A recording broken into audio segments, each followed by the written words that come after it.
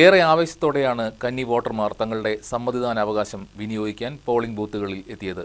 മണ്ഡലത്തിൽ നടപ്പിലാക്കേണ്ട പദ്ധതികളെക്കുറിച്ച് വ്യക്തമായ അഭിപ്രായങ്ങൾ കന്നി വോട്ടർമാർ പങ്കുവച്ചു. തിരക്ക് പ്രതീക്ഷിക്കാതെയായിരുന്നു വോട്ട് ചെയ്യാനെത്തിയതെന്നും എന്നാൽ പിന്നീട് തിരക്കും പോളിംഗ് ബൂത്തുകളിലെ അന്തരീക്ഷവും ആസ്വദിച്ചുവെന്നുമായിരുന്നു കന്നി വോട്ടർമാരുടെ ആദ്യ പ്രതികരണം. തങ്ങൾക്ക് ചുറ്റും നടക്കുന്നത് കൃത്യമായി വീക്ഷിക്കുന്ന യുവതലമുറ കോതമംഗലം നിയോജകമണ്ഡലത്തിൽ നടപ്പിലാക്കണമെന്ന് തങ്ങൾ ആഗ്രഹിക്കുന്ന പദ്ധതികളെക്കുറിച്ചും അഭിപ്രായങ്ങൾ പങ്കുവച്ചു.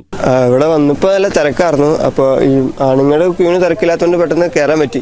ഞങ്ങൾ പുതിയ ഗ്രൗണ്ടുകൾ വരുന്നുണ്ട്, പിന്നെ ചേലാട് പോളി ഗ്രൗണ്ട് ഒരെണ്ണം വരുന്നുണ്ട്. അപ്പം നമുക്കത് UDF വന്നു കഴിഞ്ഞാൽ നമ്മളത് മാറ്റുവാനാണ് നമുക്കിതുള്ളത്. ഇപ്പോൾ കുറേ വന്യജീവി ശല്യമൊക്കെ ഉണ്ട്.